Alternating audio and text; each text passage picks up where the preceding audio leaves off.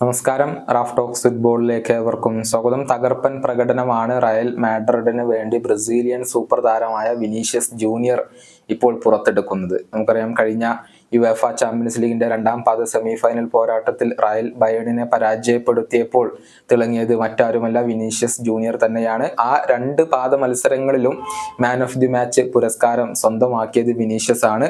ഈ സീസണിൽ 21 ഗോളുകളും 11 അസിസ്റ്റുകളുമാണ് താരത്തിന്റെ സമ്പാദ്യം. അതുകൊണ്ട് തന്നെ താരത്തിന് ഇത്തവണത്തെ ബാലൻഡിയോർ സാധ്യത വലിയ രൂപത്തിൽ കൽപ്പിക്കപ്പെടുന്നുണ്ട്.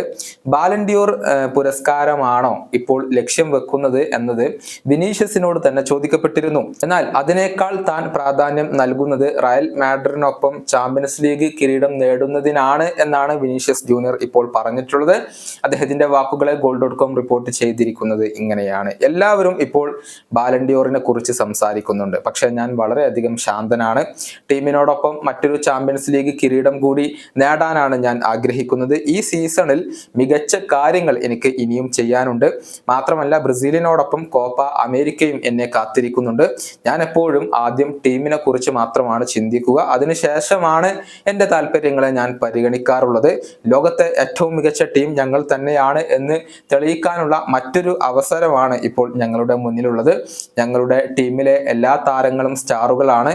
ലാലിഗ കിരീടം സ്വന്തമാക്കാനും ചാമ്പ്യൻസ് ലീഗ് ഫൈനലിൽ എത്താനും വേണ്ടി ഞങ്ങൾ വളരെയധികം ഹാർഡ് വർക്ക് ചെയ്തിട്ടുണ്ട്. അത് രണ്ടും ഇപ്പോൾ ഫലം കണ്ടിട്ടുണ്ട്. ഇനി യുവേഫ ചാമ്പ്യൻസ് ലീഗ് കിരീടം കൂടി സ്വന്തമാക്കേണ്ടതുണ്ട്. ഇതാണ് വിനീഷ്യസ് ജൂനിയർ ഇപ്പോൾ പറഞ്ഞിട്ടുള്ളത്. ചാമ്പ്യൻസ് ലീഗ് കിരീടം സ്വന്തമാക്കിയാൽ വിനീഷ്യസ് ജൂനിയറിന് വലിയ രൂപത്തിലുള്ള ഒരു ബാലൻഡിയോർ സാധ്യതകൾ ഉണ്ട് എന്നുള്ളതാണ്. പക്ഷെ വെല്ലുവിളിയായിക്കൊണ്ട് റയലിലെ അദ്ദേഹത്തിന്റെ സഹതാരമായ ജൂഡ് ബെല്ലിംഗ്ഹാമും അവിടെയുണ്ട്. പിന്നീട് നടക്കുന്ന യൂറോ കപ്പ്, കോപ്പ അമേരിക്ക എന്നീ ടൂർണമെന്റുകൾക്ക് ഇതിൽ വലിയ ഒരു പങ്ക് വഹിക്കാനുമുണ്ട്. ഈ വീഡിയോയുടെ അവസാനിപ്പിക്കുന്നു. കാണാം.